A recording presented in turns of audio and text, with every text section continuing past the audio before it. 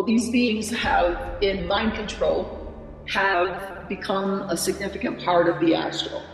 So for someone like me, I was literally programmed by them. They were intentionally a part of even what was happening, say, on military bases, when I was being tortured and mine was being split and or programming was taking place. These entities were a part of that. They could come into that scene and participate in that. As a matter of fact, I will go so far as to say, and this is not condoning any human action, okay? But I would go so far as to say that a lot of the people that are involved in this are under their own mind control from these beings. They are devoted to them. They are under great delusion and illusions about what these beings are and what they're going to gain from this. And I always state this, every human involved in this is expendable to these beings. If you are what I would call true MK Ultra from birth, there can be a lot of programs that can go off for self-destruct. I went through that tremendous amount. Not only self-harm, but literally suicide programs. And it seems to me, and I do go into detail in the book about this, but it seems to me that not only did they program me in a sequence, a particular sequence, but it took me about a year to realize that my deprogramming was things were showing up in a sequence to help facilitate me just being destroyed or looking like I was crazy. So even the deprogramming process, as far as I'm concerned, they have set that up in a certain way so that certain things will show up first, which makes you look emotionally out of control. A lot of child alters showed up, so it sounded crazy, but it was all important stuff.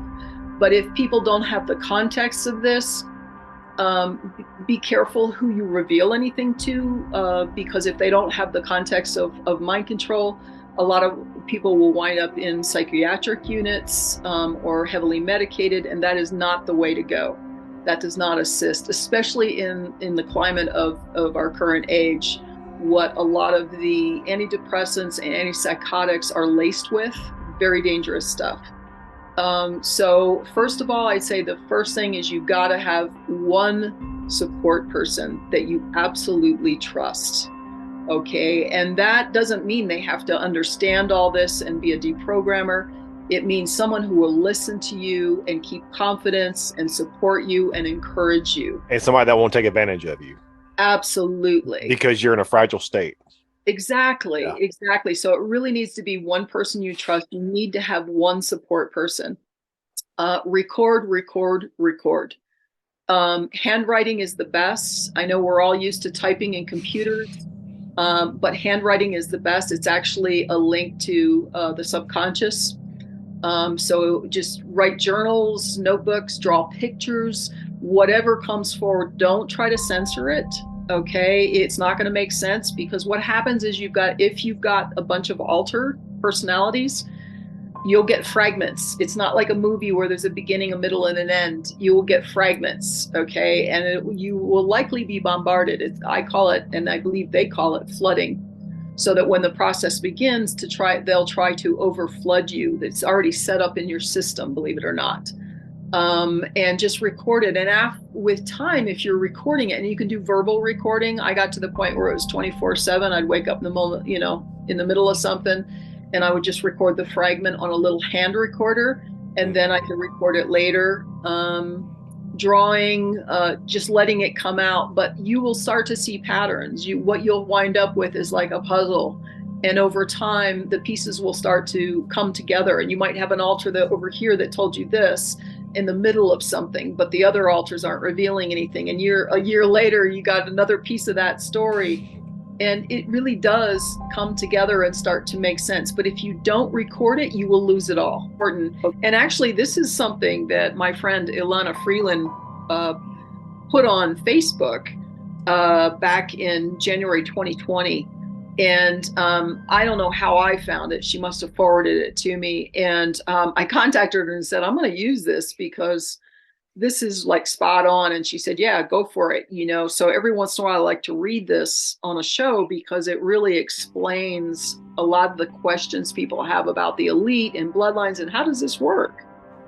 So she posted this after she listened to that international tribunal, the ITCCS. There were a lot of people coming on and talking about their experiences with satanic ritual abuse and mind control. And she heard this Dutch woman, she doesn't recall the name, her testimony. And after that, Ilana wrote this up and posted it.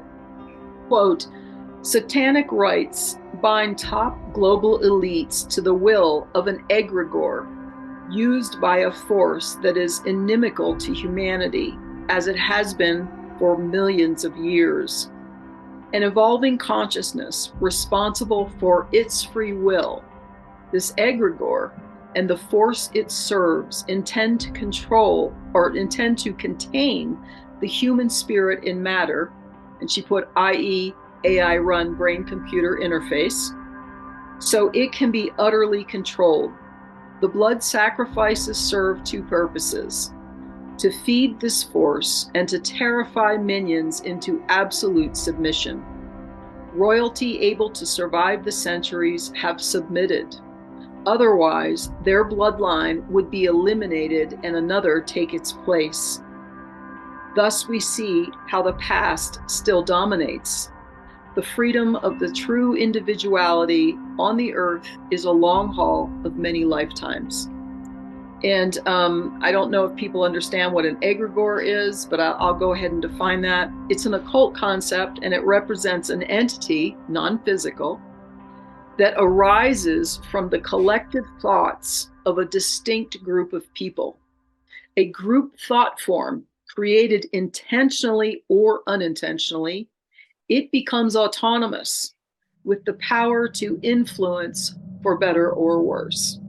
So you can have, as far as I'm concerned, there are massive egregores globally now that are produced through a lot of this black magic and a lot of the negative outcomes of that, whether that's 9/11 or mass mind control or any number of things. You can also have very small egregores. I'm a person who moves around and house sits. I'm very perceptive because of my history.